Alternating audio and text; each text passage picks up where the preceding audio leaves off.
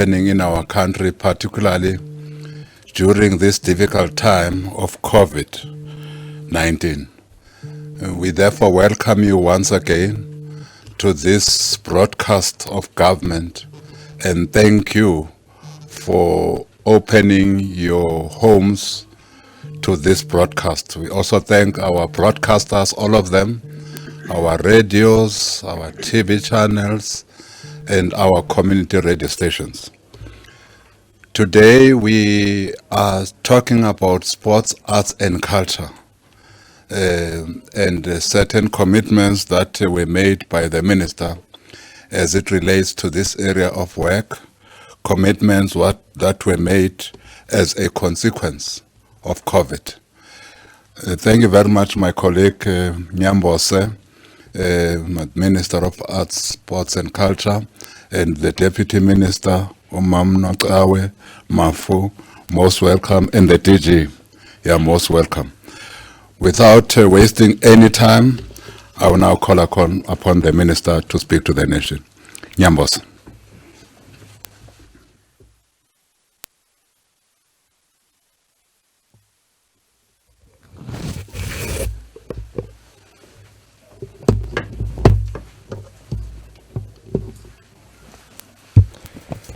Thank you.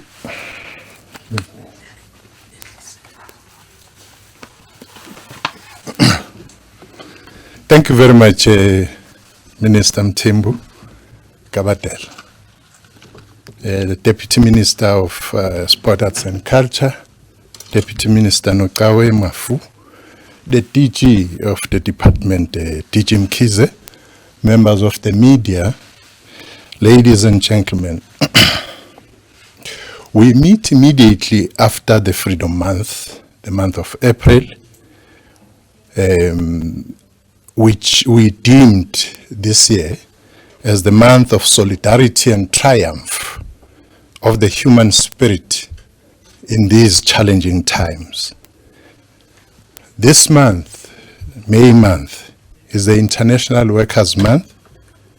We salute workers, especially in our country,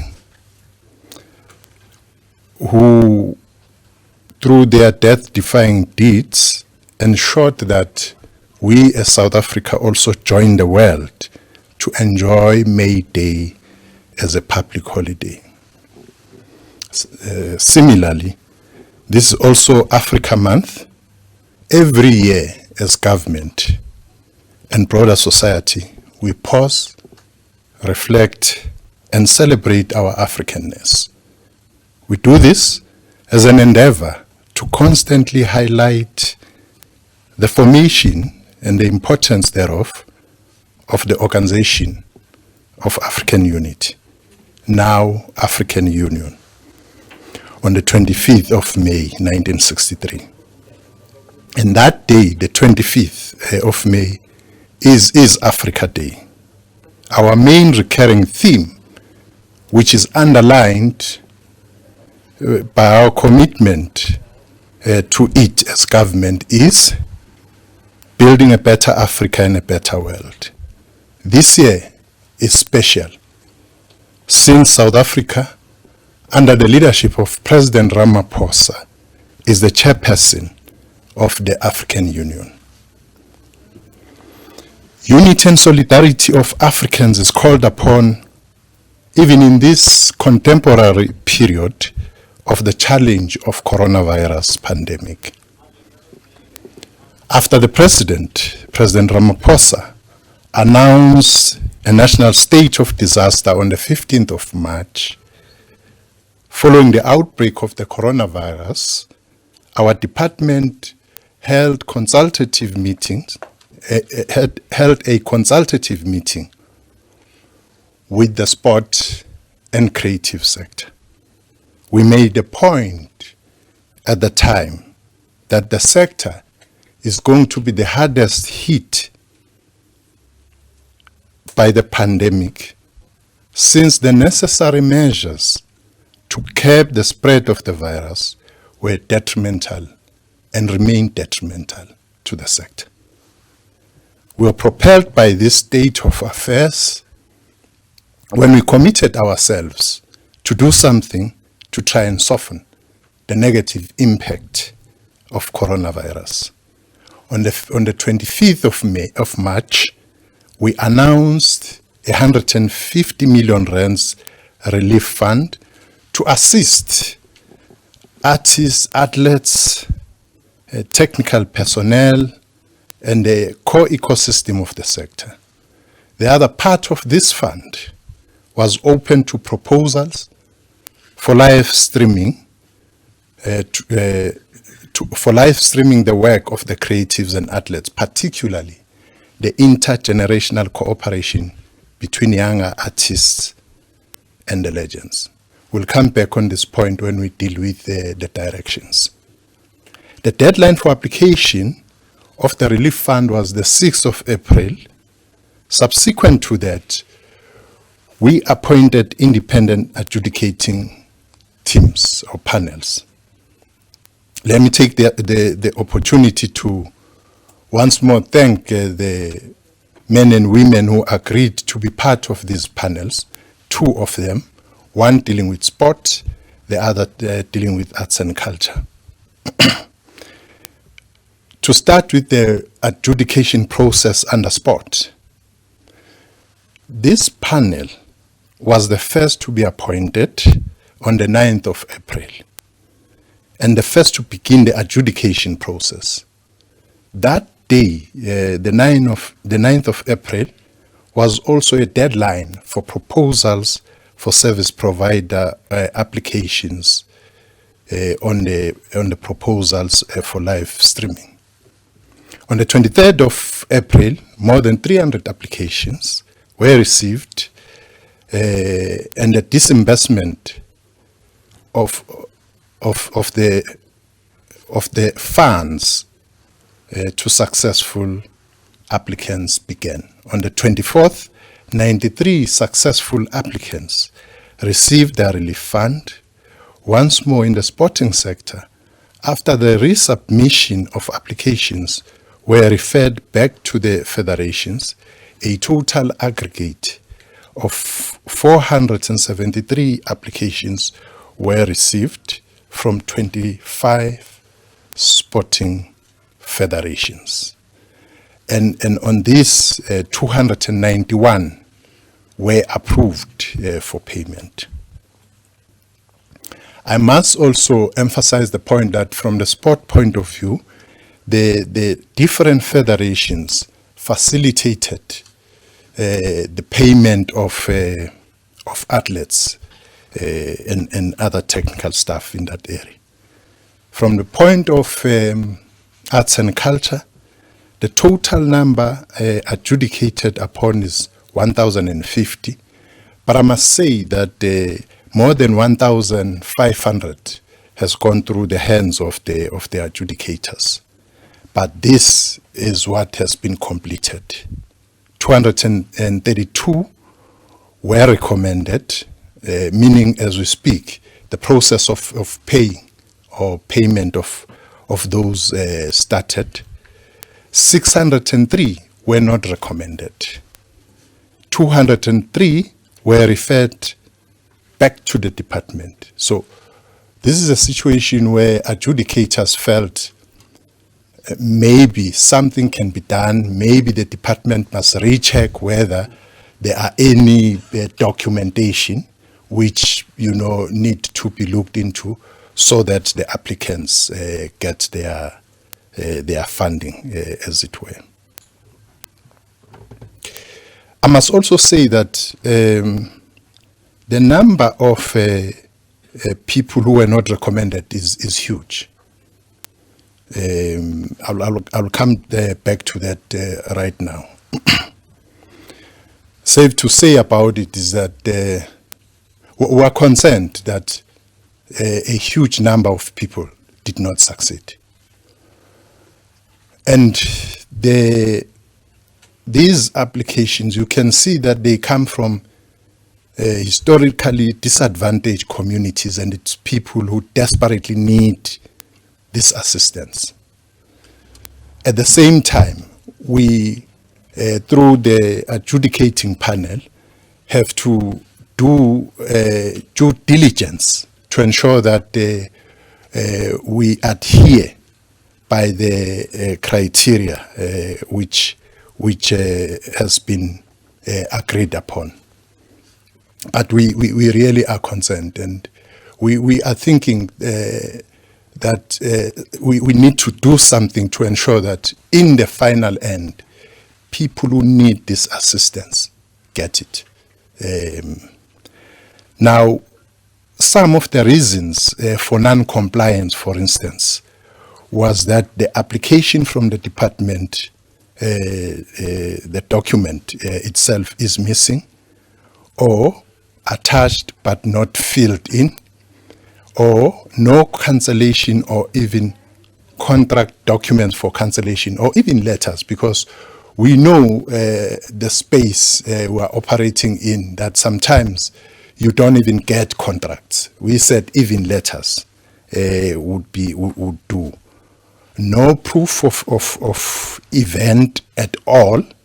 Somebody said there was an event which was cancelled, there's no proof, and so on. Postponement and not cancellation was also an issue as we move forward. Remember that in the criteria, the arts and culture, we're saying that we are going for those which have been cancelled, as it were.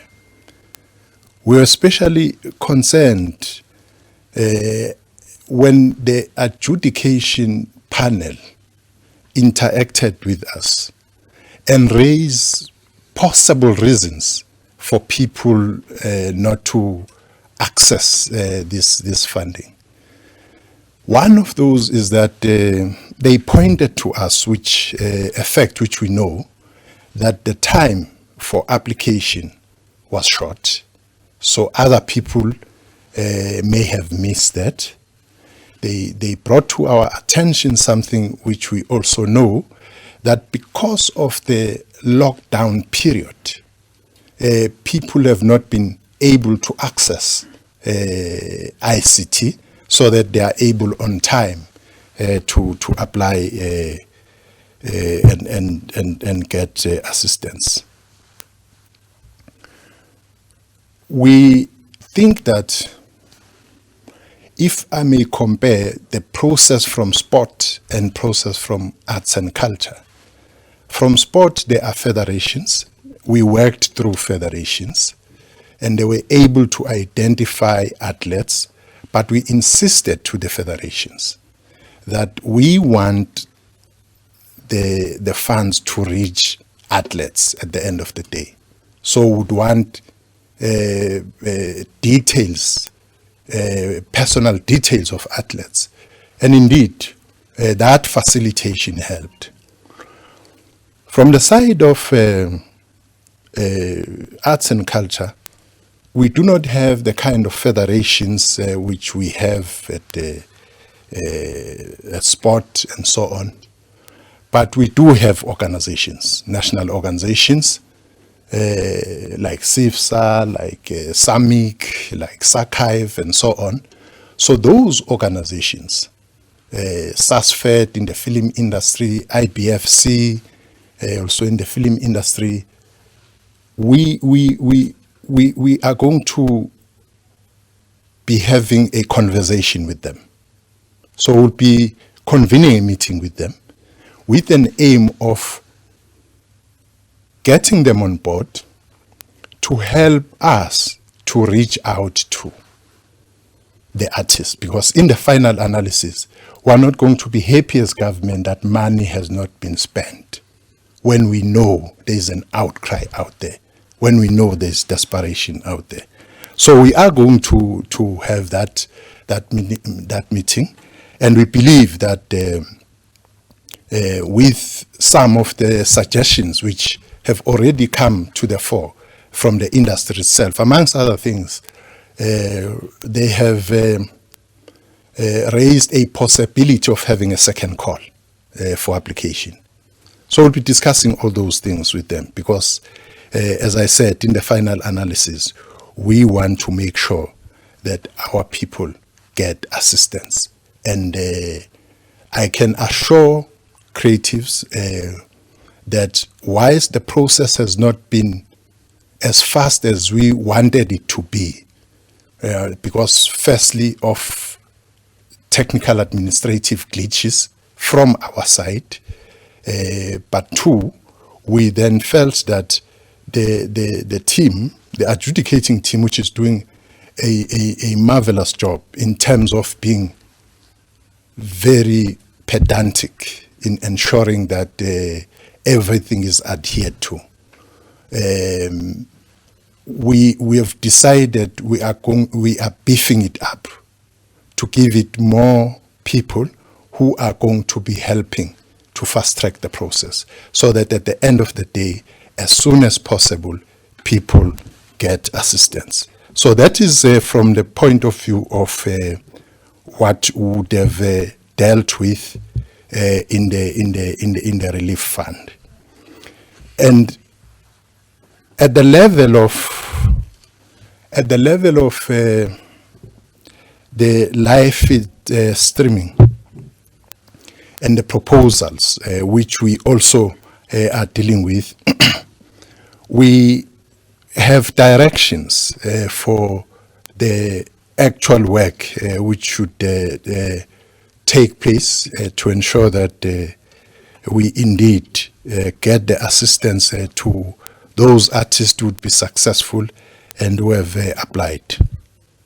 So the directions issued in terms of the regulation 4, subsection 10 of the regulations made under section 27, subsection 2 of the Disaster Management Act of 2000, Act number 57 of 2000, live streaming of the creative sector services in support of the COVID-19 campaign. The purpose of these regulations, one, is to prescribe temporary measures or steps currently necessary to manage COVID-19 in order to reduce the impact in the Republic by preventing the importation of and minimizing the local transmission of COVID-19, and two, provide directions to the creative sector for film and television content production using local cast or performers and crews. Any such production undertaken during this period must comply strictly with the appropriate health and safety protocols. The production, dissemination, or broadcasting of information to the public through live streaming and the applicable measures set out in these directions. Mitigation measures. The following mitigation measures for alert level 4, according to subsector, are necessary to prevent the spread of COVID-19. Subsector, performing arts institutions or playhouses that have relevant infrastructure or facilities used for the creation and production of local content. The mitigating measures there, these facilities can produce content for streaming and live streaming without audiences. Monologues, minimal cast and technical support are required. Production must take place in compliance with Regulation 28, subsection 2 of the regulations, which requires that a compliance official to ensure that safety controls are strictly adhered to be designated. 2, all directions in respect of health protocols and exposure to persons to COVID-19 must be adhered to as per Regulation 16, subsection 6. 2, film and television production using local cast, living legends, and crew. This will include jobs throughout the value chain of production, post-production, such as technical crew of sound engineers, special effects, and animators. The mitigating All directions in respect of health protocols and exposure of persons to COVID-19 must be adhered to as per Regulation 16. The following additional requirements will apply to content production. 1. Visibility of protocol information, information regarding the risk of spreading COVID-19 and what behavior is expected from everyone on set must be made to be visible in common areas and must be copied to all personnel of the company. 2. Preparing the workplace. The following are guidelines to prepare the workplace and a daily routine to be established thereafter. 1. Sanitizing of the environment needs to occur before shoot commences, during each shoot day and after rep each day. There must be dedicated cleaning staff to sanitize and clean bathroom spaces on a regular rotation throughout the day. A daily register of all persons granted access to the set with details of their daily temperatures must be compiled. Getting to work, transport. Where possible, all crew and cast must use their own transport. For those without their own, transport must be provided by the production in terms of the guidelines issued by the Department of Transport. Any transport arranged by the production management must be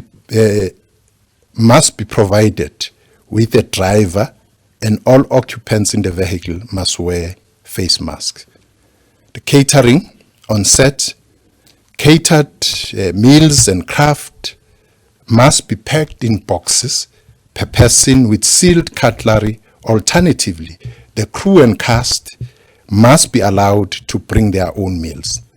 There must be no shared craft and catering areas. Crew and cast must be supplied with their own water bottles. Cast and crew on set and shooting floor, as provided for in Regulation 23, subsection 1b, cast and crew as workers must be allowed. The number of cast and crew must be kept at a maximum of not more than 50 people on set, inclusive of cast members. The curfew time of between 8 p.m. and 5 a.m. must be adhered to. The creative sector services will include filming content, production of commercials and entertainment for broadcasters, and live streaming using local cast and crew. All directions in respect of health protocols and exposure of persons to COVID-19 must be adhered to as per Regulation 16, subsection 6. The above mentioned additional directions apply during content production. The productions should somehow add storylines in support of COVID-19 safety measures. The scope and application. These directions apply to the creative sector and services and to public entities that have relevant infrastructure or facilities used for the creation and the production of the local content to be disseminated. The authorization. These directions are issued in terms of Regulation 4, subsection 10 of the regulation. And the live streaming of the creative sector services in support of COVID-19 safety measures during the national state of disaster, an authorized person or company in the creative sector may create or produce local content for broadcast and live stream any service or performance at any relevant infrastructure or facility under the control of public entity upon written approval by the accounting officer or other delegated official of such public entity on condition that there must be no audience at such infrastructure or facility at any given time, provided that any person or company may utilize its own or other appropriate infrastructure or facility. The production of live streaming content must take place on terms and conditions to be agreed between an authorized person or company that desires to utilize the relevant infrastructure or facility of the public entity in question and accounting officer of the public entity or other delegated official. On general measures, a production for streaming must be conducted or performed in compliance with all applicable health protocols, directions issued by the relevant government departments from time to time, and in strict adherence of the regulations. These directions come into effect on the date of the publication in the Government Gazette and terminate on the date that the Minister directs otherwise, or when the national state of disaster terminates, whichever date comes first.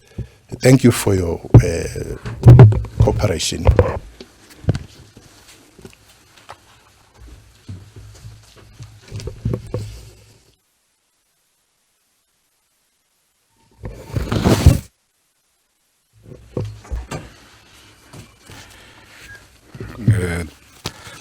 Thank you, Nyambose and colleagues. That's the directions that the Ministry of Sports, Arts and Culture is now put in the public domain and gazetted for the purpose of ensuring that we, even as the creative sector, we are party to the efforts that are being put by all South Africans to stop the infections of this very deadly virus on our people.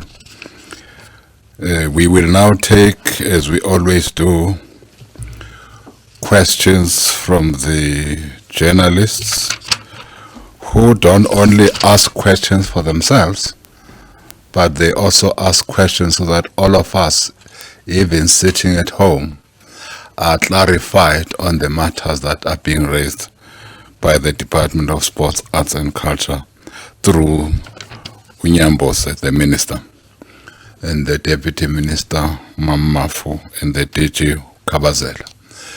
We will now open for questions. Do we have any online? Thank you very much. Can we allow the first caller to come in? Thank you. You can ask your question. Hello? Yeah. Sipilile baba, we can hear you loud and clear. Uthini umbuzo wakho ba? Yeah, we are speaking to Mthandeni Nemaritzburg. The question enginayo kumhlonishwa ubaba uNyambose. Siyithokozela inkulumo yakhe. Kukhona lapho ecacise khona ukuthi payments they started to make ama payments. At the same time, the adjudication isaqhubeka eceleni. Then the question is without determining first ukuthi how many beneficiaries are qualified, how did they arrive to a conclusion ukuthi this is how much they are going to pay? If I can make an example, what if the population is bigger than what they have expected? Will this not maybe end up putting a market in a compromised position whereby the first group is getting better than the last group? So in short, how do they arrive to an amount that to be paid right now while adjudication is still continuing on the side? Thank you very much. Do we have another caller? Or not yet? Okay, fine. We'll go to our trusted platform. It's called WhatsApp. Thank you, Minister.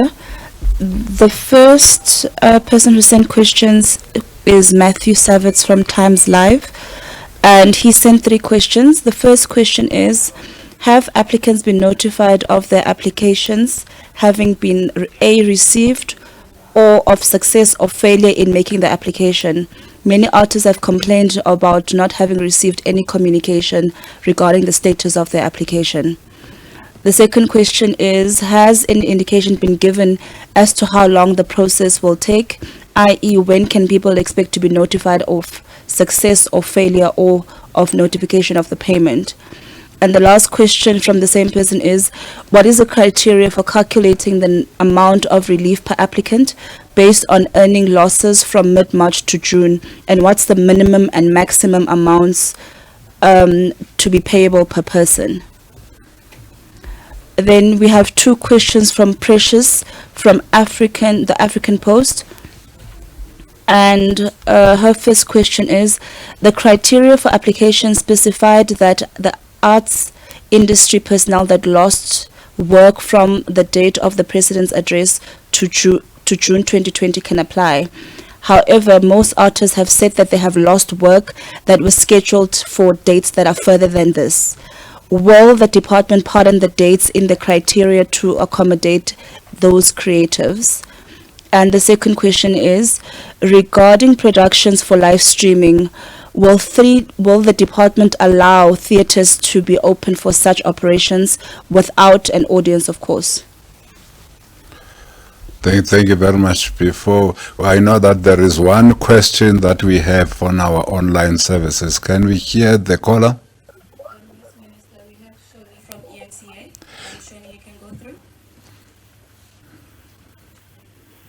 Sean, you are listening? Oh, awesome. I have three questions for the minister. Let's start with 2. We will get back to the third one. Okay. We are listening, Shoni. Okay, we can do that. The first question is, you said, I think 93 athletes were approved. Just in terms of that, how much money was it per athlete, and do we know which federations of the 25 the minister mentioned?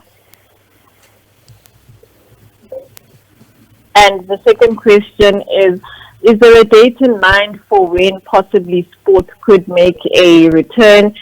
And is there a thought around playing behind closed doors, given all the conversations that are happening in the sporting world at the moment about that? Since you are asking relevant questions, get to the third one. Okay, the third question. Why are you laughing, Shoni? People can hear you in the whole of South Africa. Okay, the minister sent out a statement last week about SASCOC. Sorry, there's a delay. So the minister sent out a statement about SASCOC. Just in terms of that and what the minister said there, what is the deadline for SASCOC for them to fix things? And what is the minister's comment on the state of their elections at the moment? Thank you very much. Minister, we are in your hands. You can decide who you want to deploy. But all of us will speak from here. Oh. Yes. Yeah. You see, there's nothing to speak from there.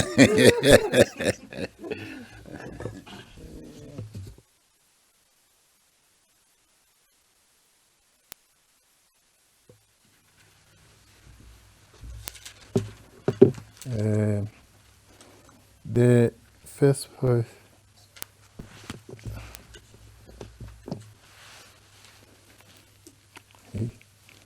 This is a start.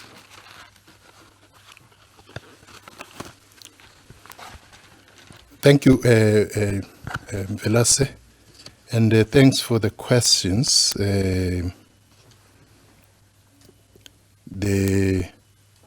DG is going to deal with the issues of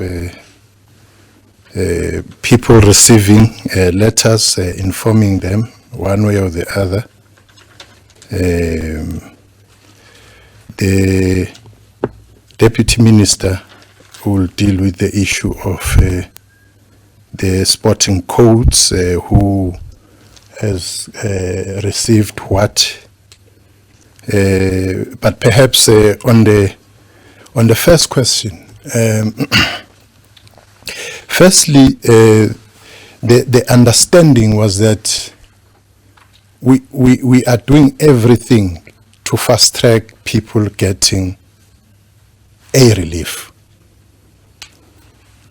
So based on that, it was going to be difficult for us to wait for the entire process to finish, because we may take longer, or it may take longer for the process to finish. That is why we said those who have been approved immediately must get their funds. And that's what has been happening. As I said, it started at sport, it's happening now with arts and culture. So that's the issue. His question is related to the question from Times Live on the criteria for payment. We said that the ceiling is going to be 20,000 rands. So it means whatever you are, if you feel that you've lost 4 million, we won't have that 4 million. We will have this cake to slice for many people, maximum 20,000 rand. But this 20,000 rand does not mean that if you had asked for 5,000 rands or 10,000 rands, you'll voluntarily get 20,000 rands. So you'll get what you would have asked, as long as it doesn't go beyond the ceiling, which is 20,000 rands. The live streaming, yes, the directions I've just given stated categorically that the live streaming and the facilities would be using your playhouses, theaters, and so on, would be open for that. Would be open for that. Actually, if I may take this opportunity here, that part of the reason why we're having this live streaming, we said it when we started, is that we want to see, especially a public broadcaster, to play local content. And that struggle of creatives is our struggle. We would want to ensure government as a whole, the minister in the presidency here, who's also acting as Minister of Communications, we've made this point, and we've noted what has happened recently, where we're told through research that local content is not played as much as it should in South Africa. Once more, as we pleaded then, we're pleading again that let us see local content, dominating our lives, especially at this time, because that is going to help artists to ensure that they earn a living, their livelihood is better. In fact, soon, sometime next week or week after, the minister in the presidency and I will be engaging our public broadcaster to ensure that we really see this local content, because it doesn't help us to have needle time benefiting people from UK, from US, and so on, when we have artists in the country starving. So that is one thing which is coming out of this process. As we do live streaming here, we would want to ensure that it's not just for its sake, but it's for consumption by South Africans from our own artists. So DM first, and then DG would come on the rest of the questions.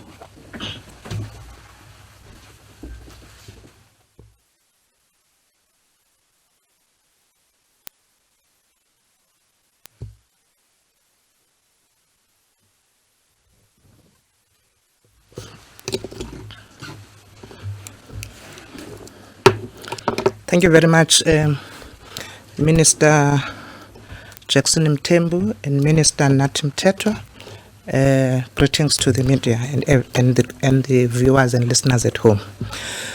I'm going to respond to the question that has been asked about which federations out of the 25 have received the payment so far. Just before I go to that question directly, just to say that the minister had indicated that 93 athletes have received payment. That was the initial number. To date, as we are sitting here, there's about 293 athletes that have received payment.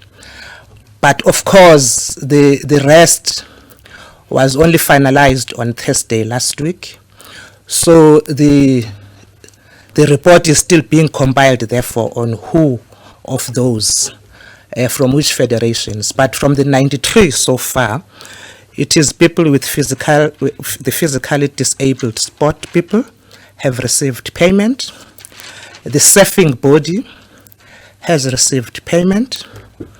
The triathlon group has received payment. The netball South Africa athletes have received payment. Gymnastics has received. The golf athletes have received. Fencing has received. And canoeing has also received. Those are the 93. So we're still compiling the rest of the 291 now, so that we'll be able to update the public on those. It's also important to note that, I don't know if Minister responded to the fact that how much are we paying them? The department had taken a decision to reserve the quantum for the relief, because remember, this is a relief just to help the athletes in these difficult times. So we are paying each athlete an amount of 20,000 rands. Each athlete is receiving an amount of 20,000 rands. I thought I must just clarify that. Thank you very much.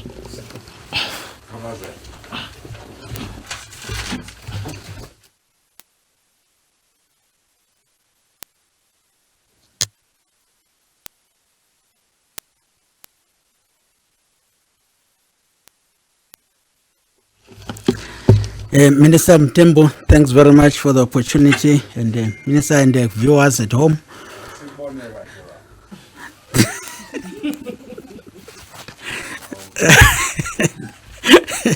No, thanks. Maybe to start by just confirming DM that yes, this morning it was confirmed on the question about the codes, that the additional codes that have been covered is boxing.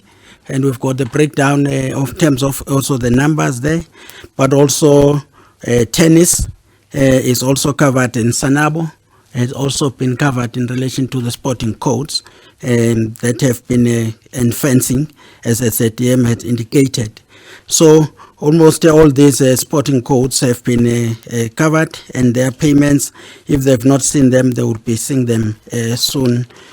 Possibly latest by tomorrow, those who might not have received their money, because that is processing that has been done. Now, in relation to the question about whether people have been informed, yes, the first priority, when the deadline of the 6th came, on the date of I think the 8th or 9th, we were able to then give feedback to 600 and to more than 600 people who had applied late, to inform them that they were not successful because they were already outside of the due date. And then with the process of adjudicating taking place as we speak, there is a process that has been set up to make sure that as the adjudicators make final decisions, we then inform people. And this morning, as I stand here, already 352 letters of regret have been sent to the 603 that the minister indicated had not been successful. So we will continue to update all those as the adjudication progresses in a manner that they also have a clear stated reason why they were not successful. In that process, then the minister had set up a process of appeal that people who might feel that they've been unfairly or for one reason or the other, based on reasons that are given on their personalized letters, that they think they have a reason to raise the matter, that then they can raise it within that internal process to say, but department, can you review what happened here? I believe I had submitted a tax clearance certificate or a cancellation letter, and therefore then I think this process, maybe there is a misjudgment on my application forming the basis of rejection. I think those were the questions so that I needed to respond to. I think when will the sport return if even if behind closed doors? I think that question was raised. And I think at this stage, as we know, level 5 stands. As the government proceeds with a review of the impact of COVID and whether it is this level 4 or level 3 or goes back to level 5, we then should be able to communicate. But at this stage, that has not been a decision taken, because these are all contact sports or activities, and they have all the potential, because the coronavirus is transmitted by myself. As I move, it's a people-to-people contact disease. So minimizing and emphasizing what the minister said, that we have a long haul as this sector, exactly because of that nature of the sector itself. Thank you very much.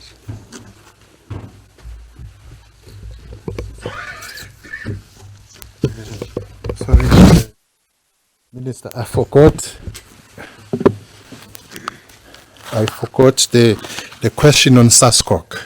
I think it was the last question, but perhaps just to finalize what the DM and the DG have said on the breakdown. 86 are from athletics, 47 is from boxing, canoeing 2, equine sport 21, fencing 7, golf 70, gymnastic 3, netball 8, football 17, sanabo 4, disability 15, surfing 5, tennis 2, triathlon 5. So that's the breakdown of people, the 293 Deputy Minister referred to. You recall, Minister, that there's been a process, lengthy process, engaging SASCOC, particularly on governance issues. And subsequent to that, there was a Zulman report, Zulman Commission, which SASCOC is expected to implement. I've forwarded a facilitator to ensure that things are facilitated. What has been identified in the Zulman report is adhered to. Mr. Mtobis Kyamzashe sits there at SASCOC. Now, we've agreed with SASCOC with all the challenges they have related to the issues of election. As you know, there's a big thing about contesting for the presidency of SASCOC and so on. And we said SASCOC must deal with those problems by the 28th of March already. And 28th came and passed. Matters were not resolved. I've been meeting SASCOC a number of times. And I explained that we are not going to be meeting and becoming a talk shop. Things must happen. Things must move. And because you are failing to meet what you're supposed to and which we have agreed on, then maybe your matter should be dealt with at your council level.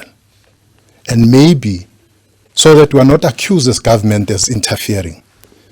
I then raised the matter with the IOC and said, IOC, look at this matter of SASCOC, deal with it, because we want sporting bodies to deal with sport matters before we come as government. IOC responds and says, no, they fully agree with what I said are the problems, and they are aware of those problems. But they felt that SASCOC should resolve its issues. So I accepted what IOC said. But I did point to them that we will wait and see whatever support is needed from us, we'll give. But I'm not convinced that SASCOC board is focused in ensuring that sport win in the country. But we accept what is said. So the thing now is back to SASCOC. And at that time, the issue of leadership, contest, and so on was resolved by the team, the legal team, which was dealing with the matter. That's where things are now. Our view is that the sooner we have the quadrennial general meeting of SASCOC to elect leadership of the board, the better. And that should happen. So I've heard people saying a lot of things about minister interfering in SASCOC, and some of the people are in parliament and disingenuous because we briefed them. We don't want to enter into operational matters of sport. We will enter when all else fail. If we still believe that bodies of sport can deal with the matter, we leave it at that. That's where we are insofar as the matter of SASCOC is concerned. Right now, we are observing the process towards the quadrennial general meeting where they will elect their leadership. Thank you very much.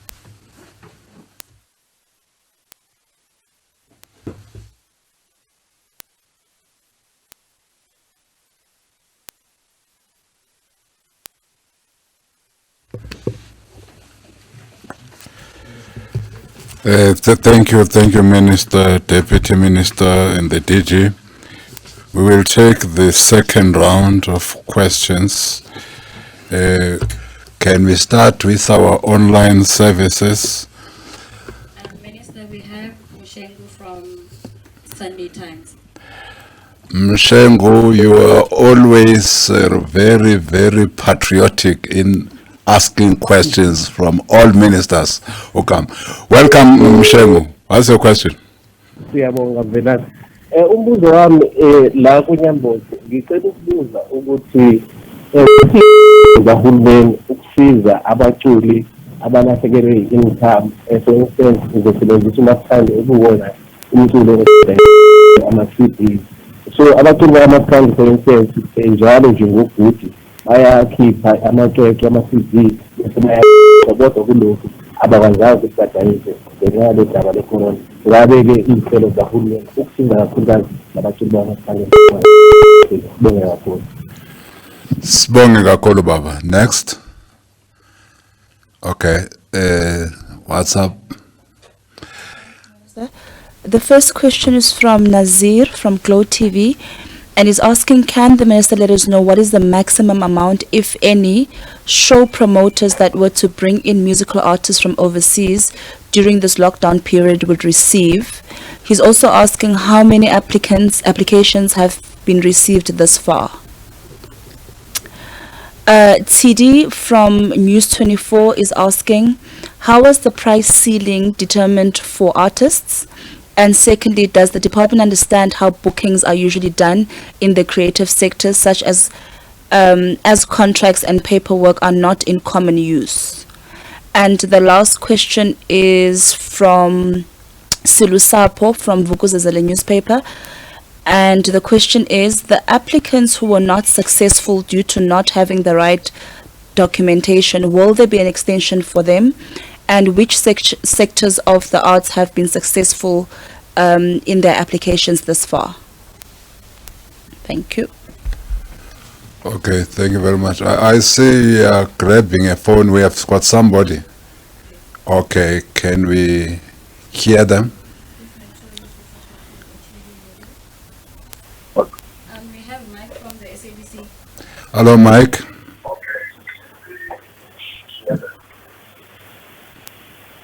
Mike, we are listening to you. Hello, Minister. Yes, Mike, we are listening. So this is not Mike, this is Percival Young from ENCA, sir. Okay. My apologies. Just in my head. What's your question? Minister, just to follow up, and I know the DG briefly touched on this matter about possibly playing or considering playing sports closed doors. Is that matter totally off the table, or is that something that's still being considered though? And just another, the government always proclaims that sport forms part of cohesion in our country. Minister, will there be a time this year or maybe next year when we'll ever get South Africans get the time to go to sporting events? And do you think there will be enough time, especially when you touch on the SASCOC matter, for our international athletes to prepare for that small matter of the Olympics perhaps next year, sir, in the light of what's happening currently in the world, sir? Thank you. Thank you very much. That was our last question. Minister and your team.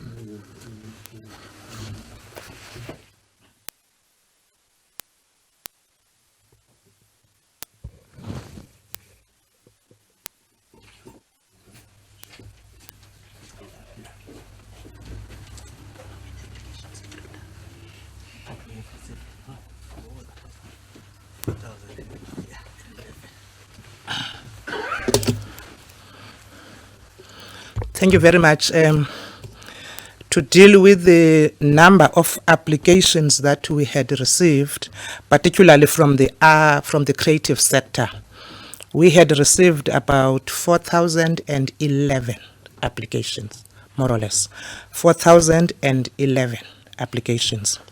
And out of those, as the minister was doing the briefing, 1,050 have been recommended so far.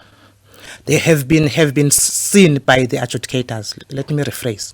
1,050 have been seen by the adjudicators so far out of that number, and 232 had been conditionally approved, and 603 had not been approved, and 203 had been referred back where there is shortages of things to be dealt with.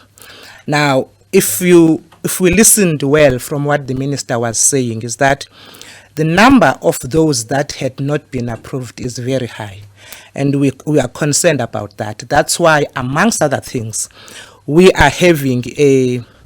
will be having a dialogue with the creative sector team in the near future to discuss and look at things. But we are also looking at the recommendations that have been made by the adjudicators. And therefore, the question of whether we will open for second phase for reapplication will depend on those discussions that we are going to have. But from our side, the commitment is clear. We would want as many artists to actually benefit from this, number one. Number two, we also would like to make sure that a lot of them have access to this. We note the short time of the applications in the first round. We also note the fact that others couldn't access it because of the ICT issues.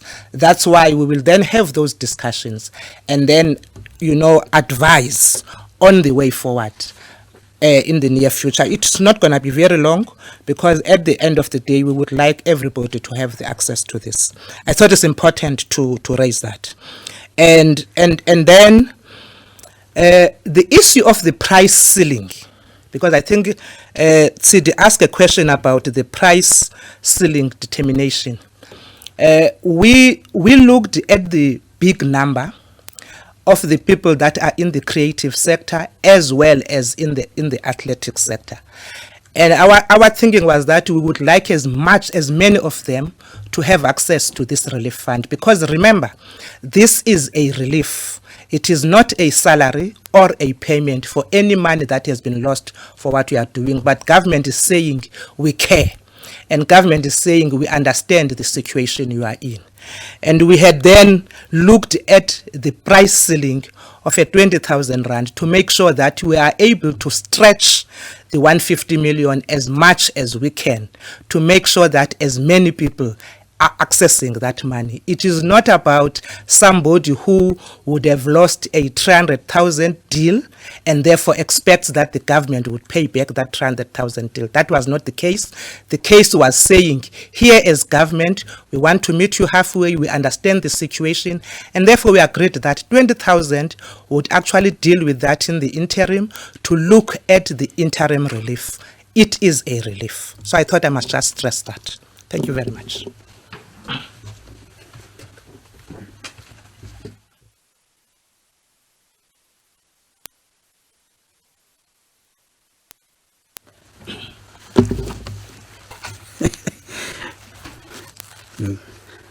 Yes, maybe I must just also, Minister Mthembu, just to add on this issue of the relief, because when we interacted also as a department with our colleagues at a small business, but also our colleagues at the Department of Labor, at DG Lamati, as well as DG Nkuna, as well as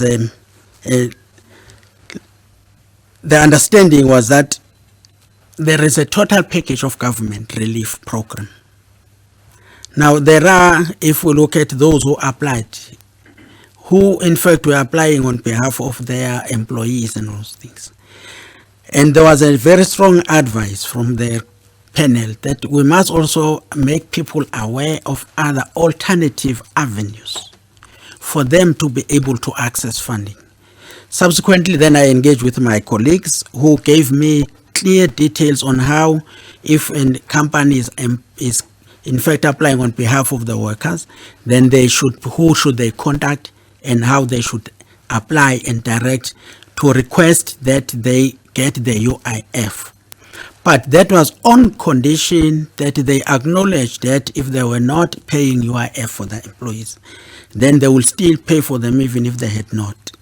Then with small business, they also indicated clearly details which we are communicating on how else they can contact, because whether you are in the arts sector or you are in the sports foreign, if you are small business, you are small business. You should then be able to also have that avenue to follow. And that is how we had discussed with my colleagues in these two departments when I spoke with also the teachers there. Now on the question of on the contracts issue, as Minister indicated earlier, and I think this question was, do we have a sense of what it means if you don't have contracts?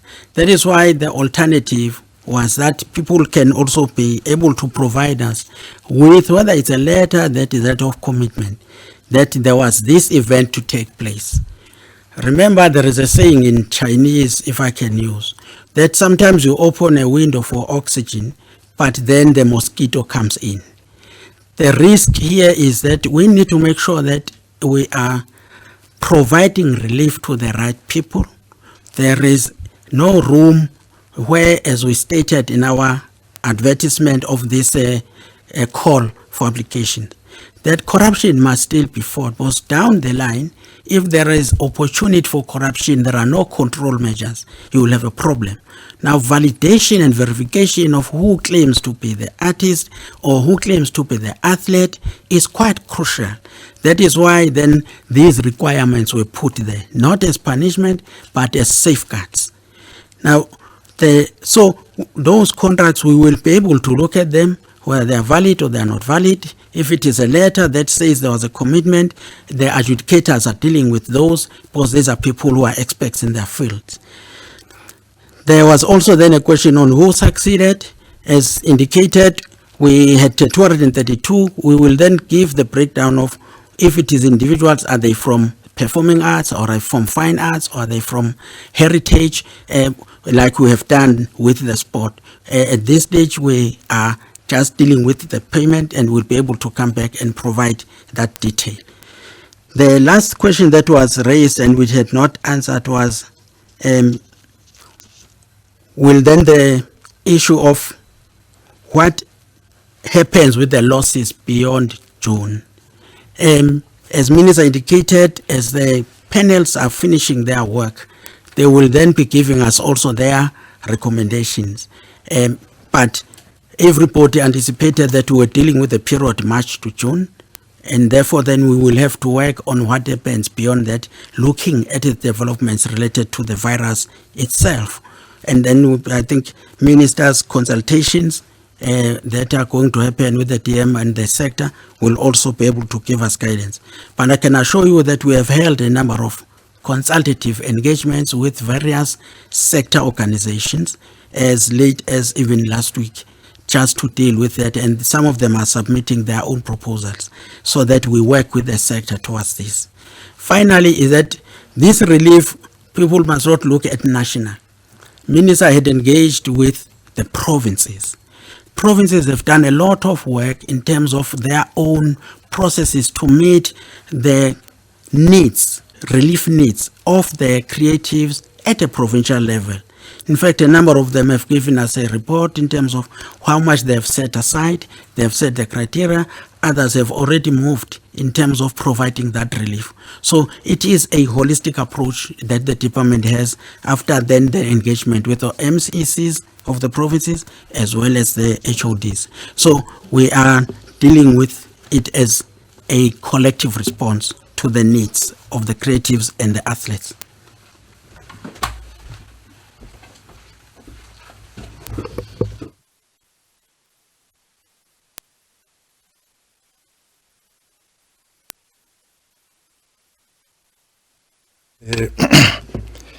The question of Umshengu, the first question, I want to respond to it by saying that the relief fund was open for everybody. All the genres of were opened for the fund, and therefore we hope even Maskandi applied in this fund, because there is no other pot except this one, which we have announced. Now, DG has indicated that there are people already who have been told more than 300 that they didn't make it. In the endeavor of ensuring that we really do everything to bend backward, not just responding and say it's a regret. You know those regret letters where we are not even giving reasons. Some people will still have a strong view that something went wrong in the department, or some process the department did not take into account. We have opened ourselves for that possibility by saying to people, you don't have to wait. You got it today. It's still fresh in you. You think that something went wrong in the department. Appeal today, as they got them. Appeal today. We have put together, outside of the department, a 3-member team to deal with that. We thought that people from the industry would be best suited for that, especially with legal background. Baba Steve Kekana is one of those people. Nakedi Ribane and Miss Nzimande Sbongile, who has been a long serving HOD of Arts and Culture in KwaZulu-Natal. So those 3 people are going to ensure that if people feel aggrieved here and now, their grievances are attended to as a matter of urgency. The last point about playing behind closed doors. A few months ago, on the football front, we decided to have a meeting with the president of SAFA, President Jordan, and the chairman of PSL, Chairman Khoza, and we're discussing everything football. My final message to both of them is that they are occupying a very important space in our society as regard football. So as the Minister of Sport, Arts and Culture, I would nudge them to work together at all material times for the sake of football. Subsequent to that, I have been in contact with both of them and said to them, our country now has moved to level 4. So I need their wise counsel as leaders in football, their wise counsel on their thoughts regarding the reopening or softening of the lockdown with our own risk-adjusted strategy as government. So they must counsel me, both of them. And I emphasize that it would be advisable that as government we get one voice from them. So that's where we are. We've convened meetings with both of them. We're still going to meet with the president of SAFA. We arranged, we met. He's a bit far in province of Eastern Cape, so we couldn't connect. We agreed we'll have this meeting. But we did meet with the chairman of PSL, together with the chair of Kaizer Chiefs and Dadam to talk about this thing. So they informed me that they are having a Board of Governors meeting on the 7th, Thursday. Then from there, they will come up with these suggestions. But as I say, I emphasize that when I have to elevate whatever proposals they have to my colleagues, yourselves in the cabinet and so on, I should be coming there with one voice. But this sport is one of the contact sport. There are others who have subsequently came to us and pleaded their case. We are looking into that. Golf is one of them, and have motivated strongly that the nature of sport itself is not contact sport, and its safety in terms of the regulation, the 1 meter and so on. They fit to that, so it would be easier for them to adhere to that and so on. And other sporting codes are raising their issues. So we are looking into that. But as regards football, we will be dependent mostly from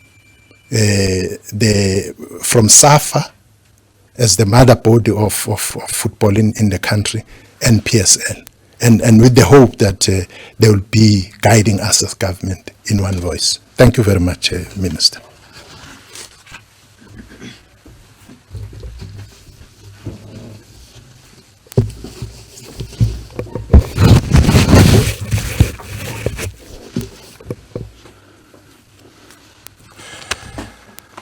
Minister, Deputy Minister, DG, and to everybody who's listening to this broadcast. Thank you very much for coming and keeping South Africa informed on what we're doing in the sector. And also reporting back on commitments that we had made.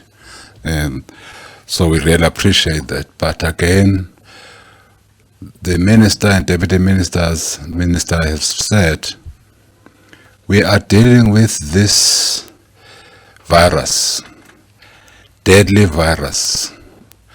We still want to appeal to all people in the various parts of our country. Please stay at home. Please stay at home so that you don't have regrets that because of your not staying at home, so many people could have died as a consequence of your not staying at home. We are making this call,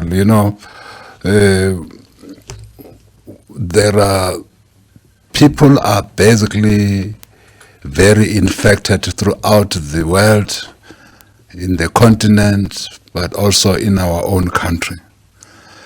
We are having people who have passed on in our country, but throughout the world as well. Thousands and thousands of people who have passed on. So we are just appealing to our people that let's take this virus serious. It's deadly, and that's why we are doing what we're doing.